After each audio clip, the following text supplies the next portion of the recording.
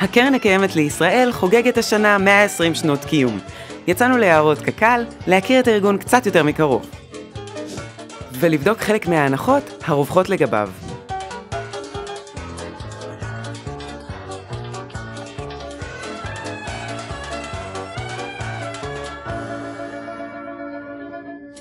סליחה, אבל מה יותר לגיטימי מלקנות קרקע בכסף? אתה רואה מגרש שמוצא חן בעיניך, מגיש הצעת מחיר, ואם הסכמתם, קנית ויש לך אדמה. רק שזה לא בדיוק היה ככה. קודם כל, בארץ ישראל של אותם ימים, לא כל כך היו אדמות פנויות למחירה.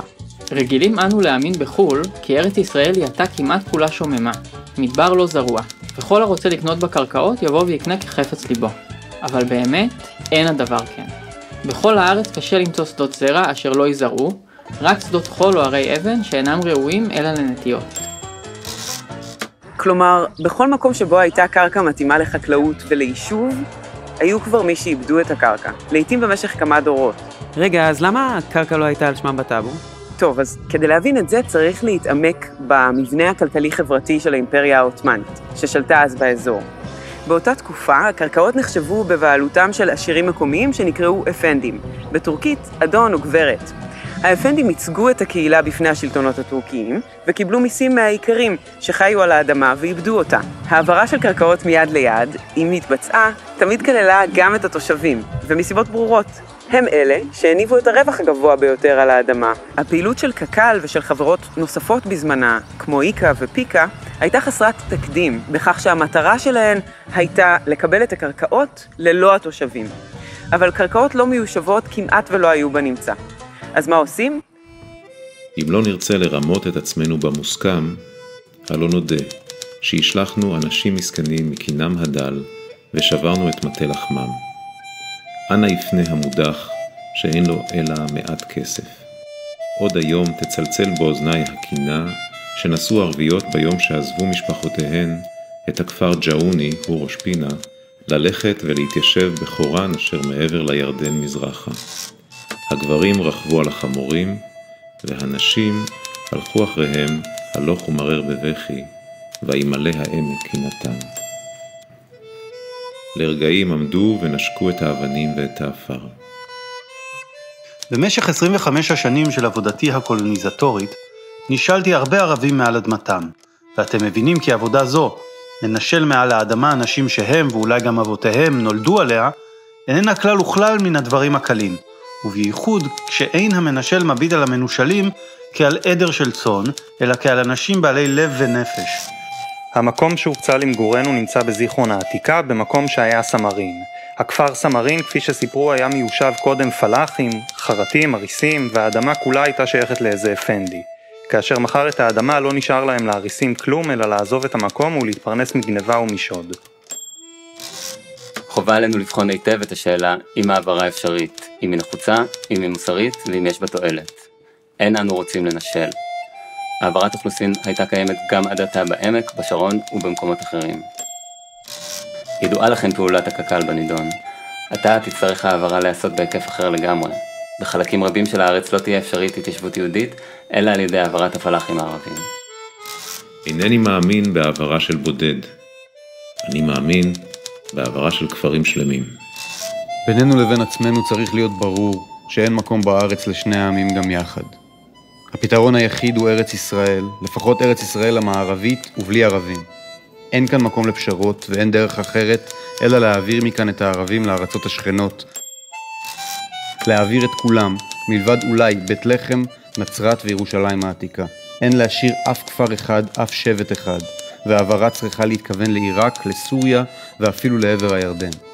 למטרה זו יימצאו כספים וכספים מרובים. ורק עם העברה זו תוכל הארץ תקלוט מיליונים מאחינו. ולשאלת היהודים יבוא קץ ופתרון. מוצא אחר, אין. אחרי כל המאמצים האלה של קק"ל ושל ארגונים נוספים, ערב החלטת החלוקה ב-1947, פחות מ10% מהקרקעות בפלסטינה היו בבעלות יהודית. מתוך זה, בסביבות 900,000 דונם היו בבעלות קק"ל. בשנת 1950, כבר היו בבעלות קק"ל לבדה כמעט 3.5 מיליון דונם של שטחים, כלומר בערך פי 4. אז איך זה קרה? איך נרכשו כל כך הרבה אדמות ב3 שנים בלבד? מסתבר שרוב האדמות שנמצאות כיום בידי הקרן הקיימת לישראל נרכשו ממדינת ישראל. כלומר, אחרי שהם נכבשו בכוח במלחמת העצמאות. זה לא ההפך? כי כאילו המטרה של קק"ל הייתה לרכוש קרקעות כדי שהם יהפכו לחלק לגיטימי ממדינת ישראל. אז מה יש עכשיו למדינת ישראל למכור קרקעות לקק"ל? גם את יוסף וייץ, מנהל מחלקת הקרקעות של קק"ל, זה בלבל. והוא התנגד לעסקאות בטענה שרכישת קרקע הנמצאת ממילא ברשות המדינה מיותרת. מי שקידמו את רכישת הקרקעות בתקופה ההיא היו יושבי הראש של הארגון, אברהם גרנות ואברהם הרצפלד. וההסבר שלהם? העברת הבעלות על הקרקעות מהמדינה שאמורה להבטיח שוויון אזרחי לקרן הקיימת, שהיא גוף פרטי למען יהודים בלבד, תבטיח שהקרקעות האלה ישמשו אך ורק את היהודים, ולא את יתר אזרחי המדינה. עד היום קרקעות בבעלות קק"ל משווקות ליהודים בלבד, ולמרות פסק דין של בג"ץ מ-2005, שקובע כי זו אפליה לא חוקית, אזרחים ערבים שקונים דירה שנבנתה על אדמות קק"ל עדיין התקשו לרשום אותה על שמם בטאבו. אבל לפחות בהקשר הסביבתי, אי אפשר שלא לפרגן לקק"ל. אין עוד ארגון שתרם כל כך הרבה לנטיעות עצים ולקמפיינים לשמירה על הסביבה. אז באמת, על אף שהמטרה העיקרית של קק"ל הייתה ועודנה קידום התיישבות ליהודים בלבד, הקרן מוכרת בציבור היום בעיקר בזכות הפעילות הסביבתית שלה. ייבוש החולה, יצירת אגם מלאכותי בעמק החולה, נטיעת עצים, כריתת עצים. יש כיום הסכמה רחבה של יערנים, מדענים וארגונים סביבתיים, שפעילות קק"ל לאורך השנים דווקא מזיקה לסביבה, ולא מועילה לה. למשל, ייבוש החולה מוכר היום בתור אחד האסונות האקולוגיים החמורים שהתרחשו בישראל. זה היה מבצע הנדסי מורכב בשנות ה-50 שבמהלכו יובשו אגם החולה והביצות סביבו על ידי קק"ל בשטח של כ-62,000 דונם לצורך הגדלת שטח הקרקע הזמין לעיבוד חקלאי. עוד לפני תחילת המבצע טענו מומחים שהקרקע שתחשף לא תתאים לחקלאות, אבל קק"ל החליטה להוציא אותו לפועל בכל זאת. בגלל הייבוש עבד מאגר מים מתוקים חשוב והצטמצמו מאוד בתי הגידול הייחודיים לאגם ולביצות. אוכלוסיות צמחים ובעלי חיים נדירים התמעטו, וכמה מינים שזה היה מקום תפוצתם היחיד בארץ ניחדו מכאן לחלוטין. למשל, העוף הדורס איתם לבן הזנב. בנוסף ניחדו מן העולם לחלוטין כמה מיני דגים ייחודיים לאזור, כמו לבנון החולה. בנוסף, ייבוש האגם והביצות ערער את המאזן האקולוגי המקומי ופגע באיכות מי הכנרת. בשנות ה-90, לאחר ההכרה בנזק העצום, קק"ל יצרה אגמון מלאכותי במרכז עמק החולה, ששיקם במקצת את המגוון האקולוגי באזור. החל משנת 2020, קק"ל גובה דמי כניסה לאגמון, וכך נסגר מעגל שבו שטח טבעי ומיוחד ששייך לכל תושבי האזור, הוחרב, שוקם חלקית, וכעת לא ניתן להיכנס אליו ללא תשלום. אבל מפעל הדגל של קק"ל הוא כמובן נטיעת היערות באזורים שונים בארץ. מפעל שיש לו 2 מטרות מוצהרות שנשמעות קצת סותרות. הפרחת השממה והפגנת הריבונות הישראלית בשטחים שנכבשו מ-48 ועד היום. אוקיי, שנייה. למה צריך להפגין ריבונות במקום שומם? ואיך דווקא עצים מפגינים ריבונות? קודם כל, בפן הסביבתי, אין מחלוקת שהשטחים שבהם נטעה קק"ל יערות לא היו שוממים, אלא הכילו צמחייה טבעית ייחודית לכל אזור, והתקיימו בהם סוגים שונים של חקלאות מקומית. העצים שקק"ל בחרה לטעת, אקליפטוסים ואורנים, הם עצים חזקים שמתבססים במהירות בקרקע, הורגים את החורש הטבעי שמסביבם, ויוצרים את מה שמכונה יערות מדבריים, שבין העצים שלהם אפשר למצוא רק אבנים ומחטי אורן.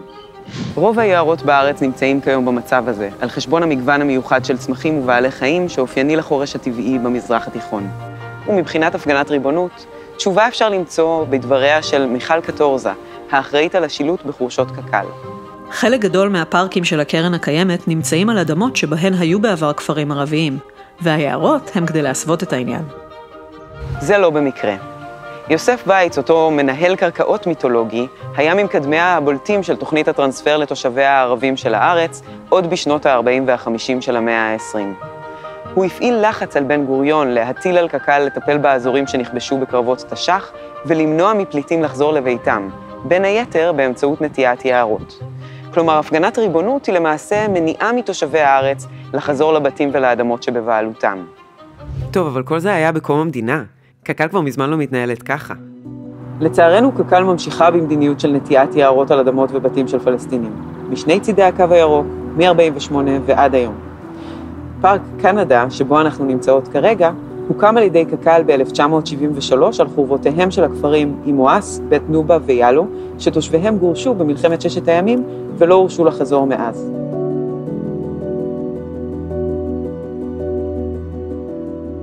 בתי הכפר פוצצו והאבנים שלהם שימשו להתקנת שבילי ההליכה בפארק. עמוס קינן, שבתור חייל השתתף במניעת השיבה של פליטים אל הכפר בית נובה ב-1967, כתב בשובו מסמך עדות וחילק אותו בתיבות דואר ברחבי ירושלים. במחי בולדוזר אחד נעקרו הברושים, הזיתים. תוך 10 דקות היה הבית לחורבה על החפצים והרכוש המעט שבתוכו. לאחר שנהרסו 3 הבתים, הגיעה שיירת הפליטים הראשונה מכיוון רמאללה. לא ירינו באוויר. נערכנו לחיפוי, ודוברי ערבית ניגשו אליהם למסור להם את ההוראות. היו שם זקנים שהלכו בקושי. זקנות, ממלמלות, תינוקות בזרועות אמותיהן. ילדים קטנים. הילדים בכו והתחננו למים. השיירה הניפה דגלים לבנים. אמרנו להם ללכת לבית סירה.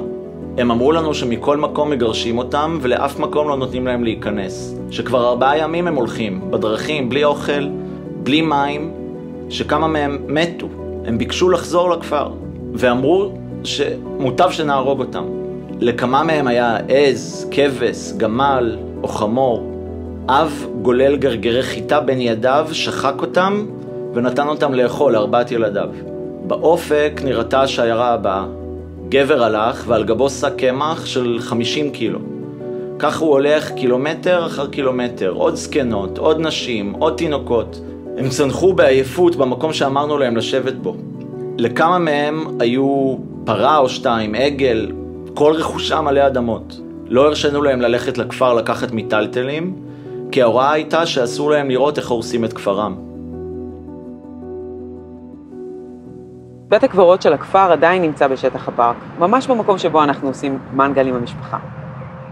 באל-עראקיב ובאום אל-חיראן שבנגב, וגם בוואלג'ה וסילואן באזור ירושלים, קק"ל פועלת בעשורים האחרונים לגירוש משפחות מבתיהן כדי להקים במקומם גנים לאומיים.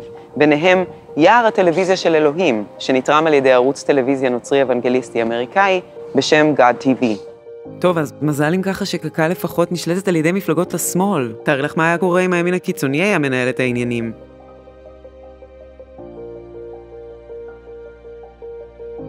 כותרות מהתקופה האחרונה מנסות להזהיר אותנו מהתרחיש הזה בדיוק. הימין השיג שליטה בקק"ל והפך את רכישת הקרקעות בגדה המערבית למדיניות. במציאות, קק"ל פועלת בשטחים כבושים מ-48 דרך 67 ועד היום. היא מעולם לא הפסיקה, אם זה באמצעות חברות בת ושותפים כמו הימנותא ואלעד, או ישירות, כמו במקרה של פארק קנדה. מי ששולט בקק"ל לאורך השנים האלה אינו מפלגות הימין, אלא הקונגרס הציוני העולמי, שמורכב מנציגי המפלגות היהודיות בכנסת וארגונים ציוניים שונים מהארץ ומחו"ל.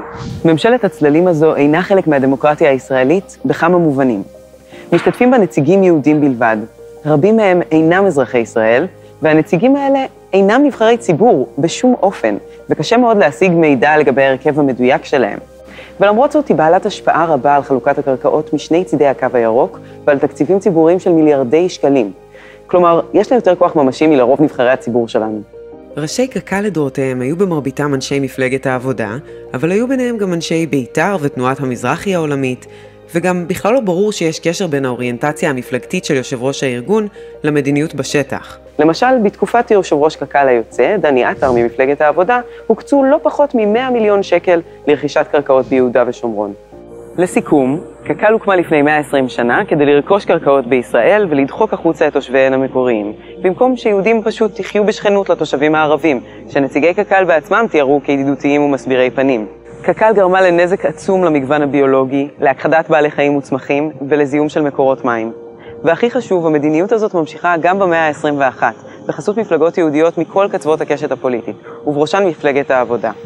אז בהזדמנות זו נאחל לקק"ל עד 120, ולמדינת ישראל שתלאים את האדמות ותתחיל לנהל אותן באחריות ובשקיפות, בלי המעורבות של ארגונים זרים, כצעד ראשון לקראת צדק חלוקתי.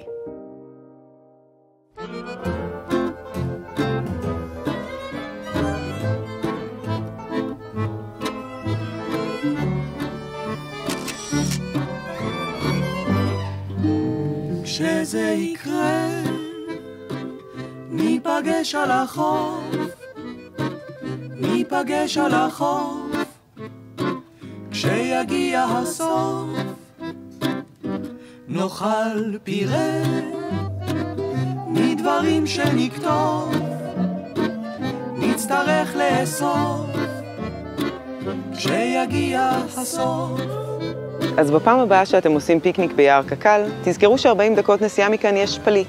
מישהו שגר ממש כאן, ושעכשיו לא יכול לבקר את הקבר של סבתא שלו כמה מטרים מכן.